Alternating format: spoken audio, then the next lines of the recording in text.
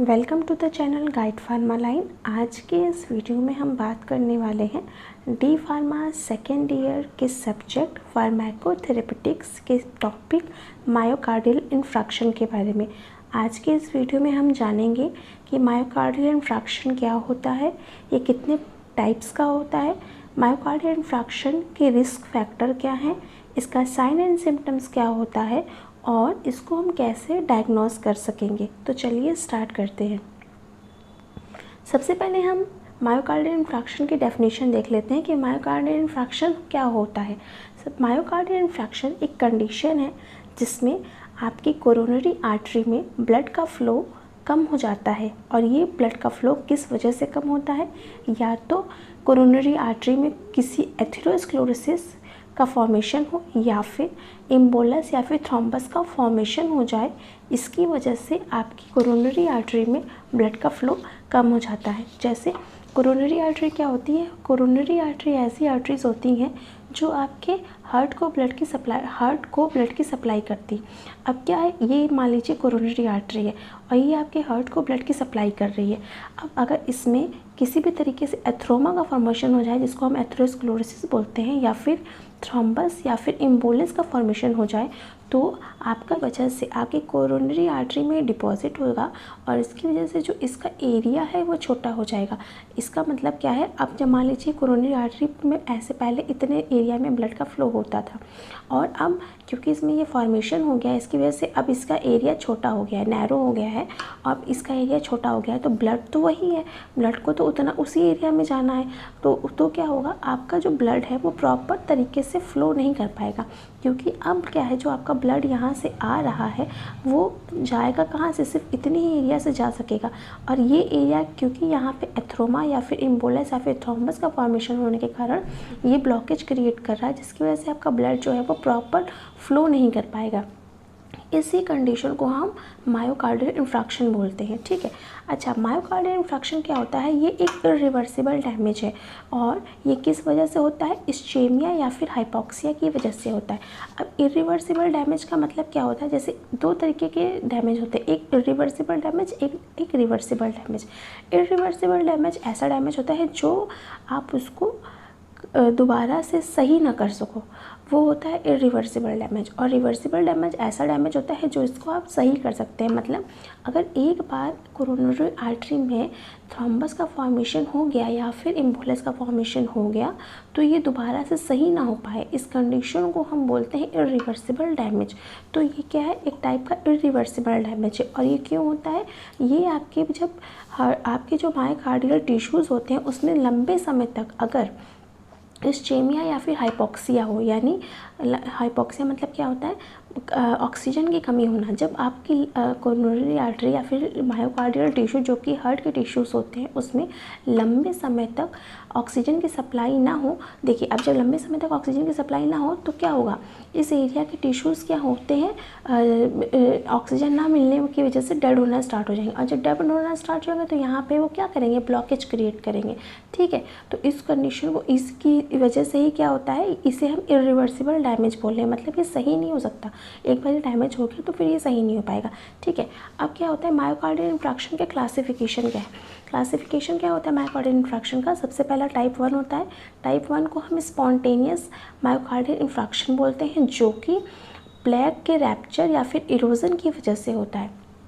Spontaneous myocardial infarction जो कि rapture, plague और फिर इरोजन की वजह से होता है। अब देखिए, आपको यहाँ पे दो टर्म आपने देखे, इम्बोलस एंड थ्रोम्बस। अब इम्बोलस एंड थ्रोम्बस क्या होता है, सबसे पहले आप ये समझ लीजिए।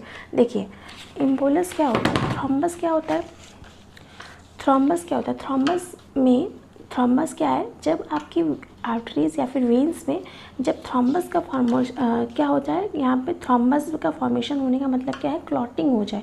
मतलब ये आपकी आर्टरीज या फिर वेन है, इसमें क्या है, थ्रोम्बस का फॉर्मेशन हो रहा है। ठीक है। अब यहाँ पे थ्रोम्बस का फॉर्मेशन हो जाए, अब जैसे ये थ्रोम्बस का फॉर्मेशन हुआ और अब क्या है, इसने क्या किया, ऑब्स्ट्रक्शन क्रिएट किया, किसका, ब्लड का ऑब्स्ट्रक्शन क्रिएट किया। मतलब देखिए अब ब्लड को जाना पूरे एरिया से था, लेकिन थ्रोम्बस की वजह से, क्योंकि इसमें यहाँ पे आपकी आर्टरी या फिर आपकी वेन्स में थ्रोम्बस बन गया है, जिसकी वजह से क्या है, अब आपका जो ब्लड जितनी तेज़ी से आ रहा है उतनी तेज़ी से जा नहीं पाएगा। तो क्योंकि ये देखिए यहाँ पे रुकावट हो रही है ना, तो जा नहीं पाएगा। इस कंडीशन को हम बोलते हैं थ्रोम्बोसिस, जिसमें क्या है ब्लड का फ्लो रुक जाता है, इसको हम बोलते हैं थ्रोम्बस। अब नेक्स्ट क्या है, इम्बोलिज्म या फिर इम्बोलस। इम्बोलस क्या होता है, आपकी आर्टरीज या फिर वेन में जैसे इम्बोलस का फॉर्मेशन होने का मतलब क्या होता है, अगर यही जो इम्बोलस हुआ, जो ये ऑब्स्ट्रक्शन हुआ है, ये क्या करे, थोड़ा थोड़ा टूट के आगे ब्लड के साथ बहता जाए और ये जाके क्या है, ये बड़ी वेसल्स से जाकर के ये छोटी वेसल्स में जाके एक्यूमुलेट हो जाए और वहाँ पे ब्लॉकेज क्रिएट करते, इसे हम बोलेंगे इम्बोलस। इम्बोलस क्या होता है, इसमें क्या होता है, जो आपका ऑब्स्ट्रक्शन है, जिस चीज़ से ऑब्स्ट्रक्शन हुआ है, वो धीरे धीरे टूट के निकलता जाए और जाके किसी, अब क्योंकि देखिए ये इसका एरिया बड़ा है, ये बड़ा है, ये बड़ी कैपिलरीज है आपकी, ये बड़ी वेसल्स है। अब क्या है, ये जब यहाँ से टूट के निकलेगा तो ये जब, क्योंकि आपकी बॉडी में क्या है, ढेर सारी कैपिलरीज, ढेर सारी वेन्स है, तो कुछ बड़ी हैं कुछ छोटी हैं। यहाँ पे क्या है, ये बड़ी है लेकिन छोटी भी वेन्स होंगी, तो ये क्या करेगा, ब्लड के साथ फ्लो करके छोटी ब्लड वेसल में जाए और वहाँ जाके फंस जाए, उससे हम बोलेंगे इम्बोलिज्म। इम्बोलिज्म क्या है, मूवमेंट होता है इसमें, आपके ऑब्स्ट्रक्शन जो भी चीज़ हुई है, जिस चीज़ का भी ऑब्स्ट्रक्शन हुआ है उसका मूवमेंट होगा और वो जा करके ऑब्स्ट्रक्शन छोटी कैपिलरीज को जाके ब्लॉक कर देगा, उस कंडीशन को हम बोलते हैं इम्बोलिज्म। ठीक है, अब देखिए फिर क्या है, यहाँ पे क्लासिफिकेशन में क्या था, अब ये हो क्यों रहा है, इरोजन की वजह से हो रहा है। ठीक है, नेक्स्ट क्या है, टाइप 2। टाइप 2 में क्या होता है, इसमें क्या है, MI सेकेंडरी, ये secondary to oxygen supply and demand. इसका मेन कारण क्या होता है, ऑक्सीजन सप्लाई और डिमांड की वजह से मायोकार्डियल इन्फ्रैक्शन हो रहा है। थर्ड आपका होता है कार्डियक अरेस्ट या फिर सडन डेथ, इस मतलब आपका कार्डियक सडनली डेथ हो जाए उसकी या फिर अरेस्ट हो जाए, उसे बोलते हैं। फोर्थ का ए और बी दो पार्ट है, जिसमें हमारा क्या है, myocardial infarction related to percutaneous coronary intervention, and 4B का मतलब क्या है, रिलेटेड टू थ्रोम्बोसिस। थ्रोम्बोसिस जो कि हम आपको पहले ही समझा चुके क्या होती है। अब नेक्स्ट है टाइप 5। टाइप 5 क्या होता है, टाइप 5 होता है related to the artery bypass grafting. ये क्या है, ये इनके सारे क्लासिफिकेशन है, किसके, मायोकार्डियल इन्फ्रैक्शन की क्लासिफिकेशन, जिसमें आपको 5 पार्ट में मायोकार्डियल इन्फ्रैक्शन को क्लासीफाई किया गया। इसका मेन बस इस क्लासिफिकेशन का मतलब इतना है कि किस वजह से मायोकार्डियल इन्फ्रैक्शन हो रहा है, इस चीज़ को ये टाइप्स इंडिकेट कर रहे हैं। ठीक है, अब नेक्स्ट आते हैं रिस्क फैक्टर के ऊपर। रिस्क फैक्टर क्या होते हैं, अच्छा, किन में मायोकार्डियल इन्फ्रैक्शन का होने का खतरा होगा, उसे हम बोलेंगे रिस्क फैक्टर। तो दो तरीके के रिस्क फैक्टर हैं, एक है नॉन मॉडिफाइड एंड एक है मॉडिफाइड। नॉन मॉडिफाइड ऐसे रिस्क फैक्टर हैं जिसको आप चेंज नहीं कर सकते, अगर वो होना है तो होना है, आप उसको चेंज नहीं कर सकते। जैसे उसमें सबसे पहला आता है एज। अगर आज आपकी एज 40+ है तो आपको मायोकार्डियल इन्फ्रैक्शन होने का चांस बढ़ जाएगा। आपकी फैमिली हिस्ट्री है, आपके फैमिली में दादा परदादा किसी को भी अगर हुआ है मायोकार्डियल इन्फ्रैक्शन, आपके मदर फादर को हुआ है तो आपको भी होगा। इसको आप चेंज नहीं कर सकते क्योंकि वो आपके जीन्स में है, आपके फैमिली हिस्ट्री में। जेंडर में क्या होता है, देखिए जो मैन होते हैं और जो वुमेन्स होती हैं, अगर दोनों में कंपैरिजन किया जाए तो मैन में मायोकार्डियल इन्फ्रैक्शन होने का खतरा ज़्यादा होता है एज़ कम्पेयर टू वुमेन। ठीक है, अब नेक्स्ट आते हैं हमारा modified risk factor. Modified risk factor क्या होता है, ऐसे रिस्क फैक्टर जिसको आप चेंज कर सकते हो अपनी एक्टिविटीज़ से। मतलब क्या है, आप इसको बदल सकते हैं, आप इसको चेंज कर सकते हैं, ये आपके कंट्रोल में है। जैसे कि फ़िज़िकल एक्टिविटी। अब फ़िज़िकल एक्टिविटी में क्या है, अगर आप ज़्यादा जो है भाग दौड़ कर रहे हैं, आपने आपकी एक हेल्दी रूटीन फॉलो कर रहे हैं, अपना वेट मेंटेन कर रहे हैं, तो क्या होगा, ये क्या करेगा, आपके इनडायरेक्टली आपके हार्ट को स्ट्रेंथ कर देता है, आपके हार्ट की सारी प्रॉब्लम्स जो होती हैं उनको कंट्रोल करता है। तो ये हो गया फ़िज़िकल एक्टिविटी आपकी कैसी है। दूसरा है हाई फैट डाइट। अगर आप ज़्यादा घी तेल मसाला खा रहे हैं तो घी तेल से क्या होगा, वो जाके घी तेल में क्या है, फैट होता है, फैट जाके वही क्या करेगा, आपकी कोरोनरी आर्टरी में जाके ऑब्स्ट्रक्शन क्रिएट करेगा। तो ये हो गया। थर्ड हो गया ओबेसिटी। ओबेसिटी में भी सेम चीज़ है कि अगर आप ओबीस हो, मतलब आपके बॉडी के अंदर फैट की कंसनट्रेशन ज़्यादा है और फिर वो भी लास्ट में जाके क्या करेगा, आपके वेन्स, आपके आर्टरीज में जाके ऑब्स्ट्रक्शन क्रिएट करेगा। नेक्स्ट है अल्कोहल का कंजम्पशन और स्मोकिंग। अगर आप ज़्यादा करते हैं तो आपको मायोकार्डियल इन्फ्रैक्शन होने का खतरा ज़्यादा होता है। चलिए, अब मॉडिफाइड और नॉन मॉडिफाइड रिस्क फैक्टर तो समझ में आ गया, अब आ गया होगा आपको।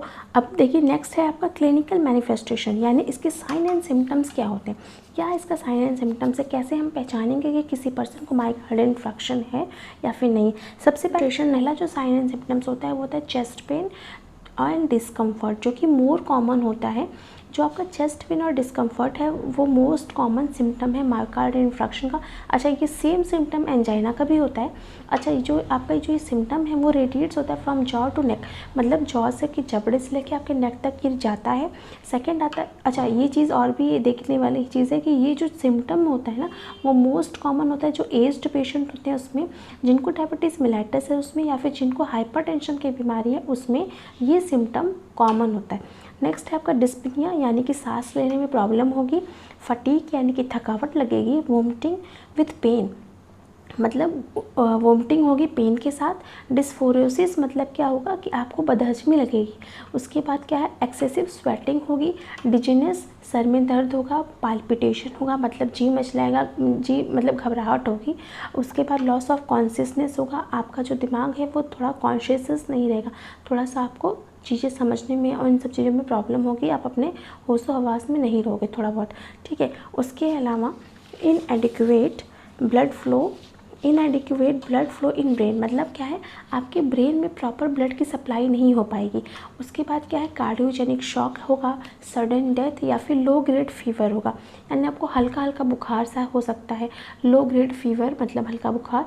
आपको कार्डियोजेनिक शॉक, ऐसा शॉक जो कि आपको कार्डियोजेनिक हो, यानी कि हार्ट की वजह से जो शॉक हुआ वो हो, या फिर आपके ब्रेन में जो है वो ब्लड का फ्लो कम हो, या फिर सडन डेथ भी हो सकता है। अच्छा, अब इनको हम डायग्नोज कैसे करेंगे, हम कैसे डायग्नोज करेंगे किसी पर्सन को अगर मायोकार्डियल इन्फ्रैक्शन है तो सबसे पहले हम ईसीजी करवाते हैं। ईसीजी में क्या है, आपने ईसीजी में क्या है, हम हार्ट की सिग्नल देखते हैं। PQRST में वेव आती है इसकी, अगर उसमें कोई एबनॉर्मलिटीज़ है तो आपको ये पता चल जाएगा कि आपका जो पर्सन है जो उसमें कोई हार्ट से रिलेटेड प्रॉब्लम है। दूसरा है एंजियोग्राफी। एंजियोग्राफी वो टेक्निक्स होती है जिसमें हम डिटेक्ट करते हैं कि कितने परसेंटेज ऑफ ब्लॉकेज है, ब्लॉकेज कितने परसेंट है, मतलब जो ब्लॉकेज जिसकी वजह से आपका ब्लड का फ्लो रुक रहा है, ये जो ब्लॉकेज ब्लड का फ्लो जो रुक रहा था ये कितने परसेंट है, आखिर कितना ब्लॉकेज हुआ है, उसको आप किसे देखते हैं, एंजियोग्राफी से। फिर उसके बाद नेक्स्ट आता है आपका progesterone emission tomography. Progesterone emission tomography क्या होता है, पोजिट्रॉन इमिशन टोमोग्राफी में हम रेडियो एक्टिव सब्सटेंस को यूज़ करके आप ब्लॉकेज या फिर ब्लड के फ्लो में जो ऑब्स्ट्रक्शन आ रहा है उसको हम डिटेक्ट करते हैं। इसके अलावा MRI से, एक्सरे से हम इसकी पता लगा सकते हैं मायोकार्डियल इन्फ्रैक्शन पर्सन को है या नहीं है। कुछ ऐसे बायोमार्कर्स भी होते हैं जिनकी हेल्प से हम मायोकार्डियल इन्फ्रैक्शन को पता कर सकते हैं, जिसमें है creatinine phosphokinase, lactic dehydrogenase and cardiac troponin. ये क्या है, ये वो बायोमार्कर्स हैं, यानी लैब टेस्ट के द्वारा हम इनकी कंसंट्रेशन को डिटेक्ट करके ये आइडेंटिफाई कर सकते हैं कि पर्सन को मायोकार्डियल इन्फ्रैक्शन है कि नहीं है। आज की इस वीडियो में बस इतना ही। अपनी नेक्स्ट वीडियो में हम मायोकार्डियल इन्फ्रैक्शन के मैनेजमेंट के बारे में बात करेंगे, जो कि हम pharmacologically and non pharmacologically treat करते हैं। आई होप आज का ये वीडियो आप सभी को समझ में आया होगा। मिलते हैं नेक्स्ट वीडियो में। Thank you.